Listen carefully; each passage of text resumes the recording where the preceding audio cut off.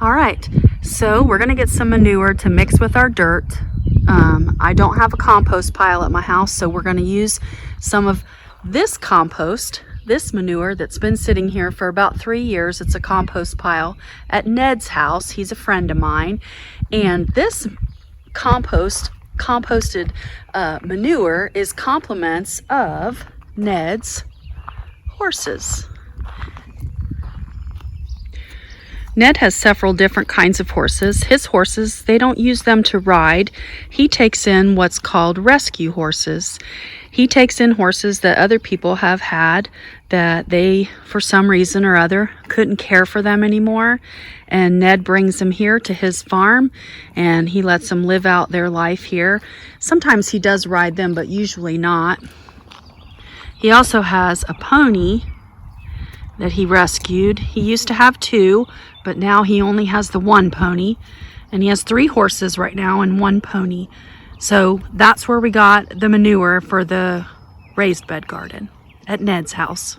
Compliments of his horses.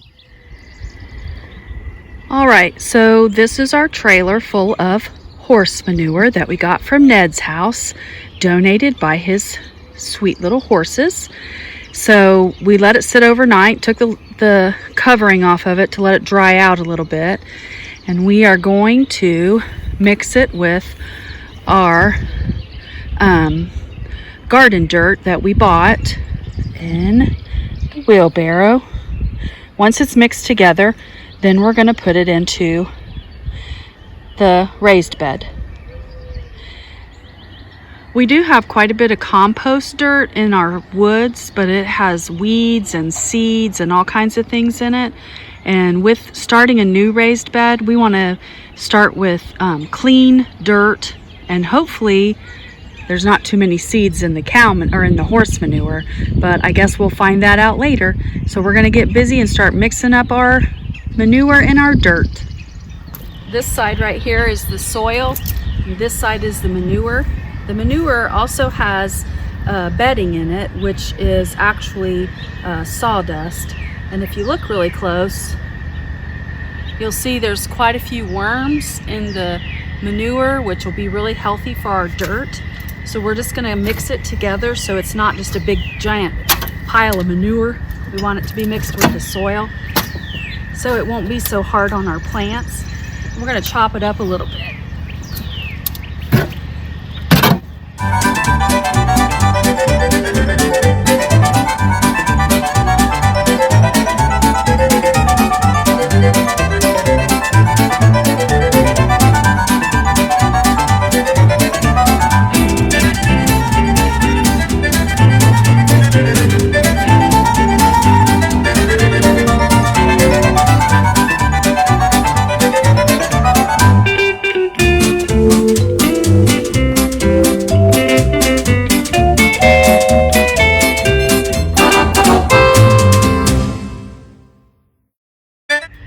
Okay, so now we have the dirt all mixed together and we're going to dump it into our raised bed.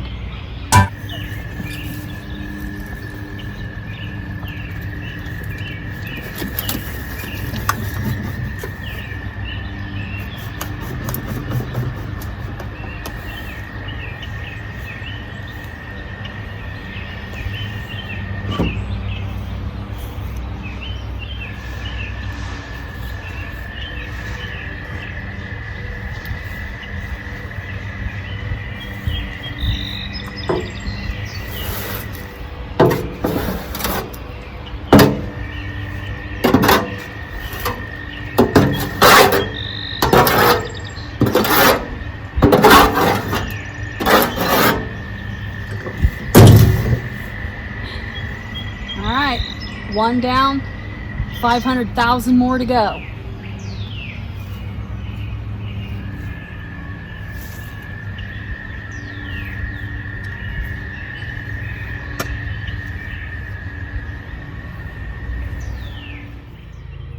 Okay, hours and hours later, we have all the manure and all the dirt mixed together and put into our raised bed. And we used garden dirt potting soil that we got at Menards. and horse manure that we got from Ned's Horses. And if you noticed that I filled in my center part of the flower bed or the raised bed, but I also filled in the holes of the blocks. Number one reason, snakes. I don't want to come out to my raised bed garden and find a snake all curled up inside of a nice warm block where they spent the evening. I'm planning on putting herbs and different kinds of plants in those little holes so they won't go to waste. So I use every bit of my gardening space. So it's supposed to rain tonight and the next couple days. So I'm just going to let my dirt settle because I don't want to plant anything until after Mother's Day. Okay, so I have everything planted that I want to plant in here. I have one little square space that's empty that doesn't have anything in it, but I think I'm going to leave it empty for now because in my old garden I actually have a bunch of plant starts over there, so if those come up I'll transplant some to here. So I created a journal page for this year's garden and I drew a diagram. It's not perfect, but I did draw a diagram to show where I planted everything and what I planted. That way I can make changes to it next year if those plants don't come up the way that I want them to, or they don't grow well with the other plants, or they need a little bit more space. By then my old garden soil should be a little bit better by next year, so I'll feel a little bit better about planting some tomatoes and stuff over there if they need to have a little bit more space. So far in this bed I have planted, I'm going to change my camera view so you can see what and where I've planted it. Okay, so we've put our combination horse manure and garden soil, which was out of bags that we got at Menards. We chose to go with fresh soil so that we can hopefully start weed free, because nobody likes pulling weeds. And as you can see, the maple trees have dropped their seeds all over in the bed. So I am going to try to pick some of them out, but the rest of them will start growing and I'll just pull the plants out as I go, as they get bigger. So I am going to start planting. So at this end I decided to plant a couple hills of summer squash and a couple hills of cucumbers. I want to try to keep the viney plants at one end so that if they do grow outside of the bed, all the vines will be at one end. So we're going to start planting today. I am going to plant some peas as well. We do eat a lot of peas, but not fresh peas. You have to grow quite a bit to get some, but I'm just going to plant enough so we can have a couple pickings off of the peas and eat fresh peas, maybe in a stir fry or something else. I am going to also plant some snow peas, which are the flat pod peas that we can eat, just eat the whole pea plant. So I am going to get started and I'm going to start planting some stuff. Okay, so we're going to start down at this end. So down at this end I planted the viney plants, which I told you about before, and then in several of the squares I put lettuce, and I put bib lettuce in there, and if you plant them farther apart they're supposed to form a head, so I'm going to do that. And then I put zucchinis and cucumbers in here. I have green onions. I put in some regular peas, or in this area right here. In this area I put in 4 different kinds of tomatoes starts that I want to come up right here. I don't do well with tomato starts, and the last few years I bought tomato plants at the store, I end up with something weird and not what I wanted. So this section right through here, down this way, I planted sugar snap peas, which hopefully I'll get quite a few of those because I do like to eat those. And then, like I said, this corner right here is still empty.